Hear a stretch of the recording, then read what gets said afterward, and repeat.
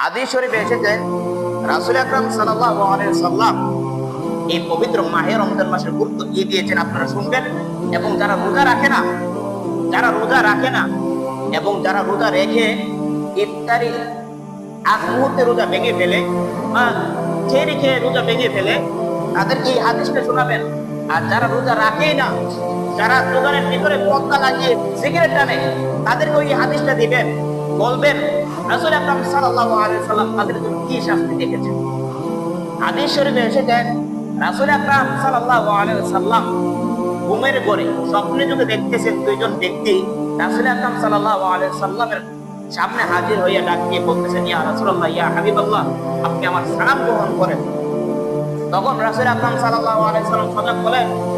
পর দেখতে পাইলেন রাসূলের দুই হাতে দুইজন লোক দুই হাতে ধরে ওনাকে টেনে নিয়ে যাচ্ছেন। যাওয়ার পরে একটা অনেক বড় একটা পাহাড়, গোল পাহাড়, এই পাহাড়ের সামনে রাসূলকে দাঁড়া করালেন। তখন রাসূল আকরাম সাল্লাল্লাহু আলাইহি ওয়াসাল্লাম বলতেছে, এখানে কি? তখন ওই দুই ব্যক্তি বলতেছে, ইয়া রাসূলুল্লাহ, আপনি এই পাহাড়টার উপরে উঠেন। তখন রাসূল আকরাম সাল্লাল্লাহু আলাইহি ওয়াসাল্লাম বলতেছে, আমি এই পাহাড়ে কি করব, এত বড় পাহাড়? তখন রাসূলকে বলতেছে, আপনি উঠেন, আপনাকে সাহায্য করবো, আমরা সহযোগিতা করব।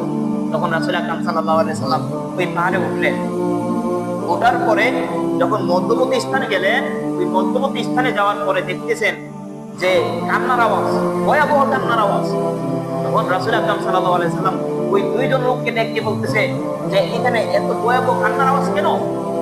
তখন ওই দুইজন লোক ডেকে বলতেছে, ইয়া রাসূলুল্লাহ, ইয়া হাবিবাল্লাহ, এটা হলো জাহান্নামী। যারা জাহান্নামীতে আল্লাহ পাক রব্বুল আলামিন শাস্তিগত অবস্থায় আছে, তার কান্নার আওয়াজ। যারা জাহান্নামে পড়ে আছে তাদের কান্নার আওয়াজ। রাসূল আকরাম সাল্লাল্লাহু আলাইহি ওয়াসাল্লাম আরো সামনের দিকে আগাল। তখন সামনের দিকে যাইতে তখন দেখতে পাইলেন যে কিছু লোক যাদের ঠ্যাংগুলো আল্লাহ পাক রব্বুল আলামিন উপরের দিকে তুলিয়ে রেখেছেন এবং মাথাটা নিচের দিকে পড়ে আছে, তাদেরকে দেখতেছে আল্লাহ পাক রব্বুল আলামিনের হুকুমে ফেরেশতারা ওই লোকগুলাকে করাত দিয়ে মুখমণ্ডল থেকে ছোঁয়া পর্যন্ত কেটে ফেলতেছে আর রক্ত পড়তেছে। তখন রাসূল আকরাম সাল্লাল্লাহু আলাইহি ওয়াসাল্লাম তাদেরকে বললেন যে তাদের এই অবস্থা কেন, তাদের এই দশা কেন?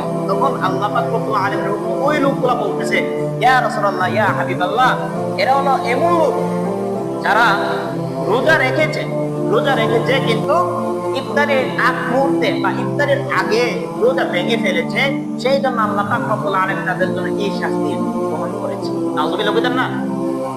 যারা ইচ্ছাকৃতভাবে ইফতারের আগে রোজা ভেঙে ফেলেছে, তাদের জন্য আল্লাহ পাক রব্বুল আলামিন এই শাস্তি রেখে দিয়েছেন। এবার বলেন, যারা ইচ্ছাকৃতভাবে রোজাই ভেঙে ফেলে, তাদের কি দোষা হবে? যারা দুনিয়ার জমিনে থাইকা আল্লাহর নিয়ামত পাইয়া এই পবিত্র মাহে রমজান মাস পেয়ে রোজার কোনো গুরুত্ব দিতে পারলো না, রোজার কোনো আগ্রহ তাদের অন্তরে জাগলো না, তাদের কি দশা হবে? আবার বলেন, তাদের কি দশা হবে?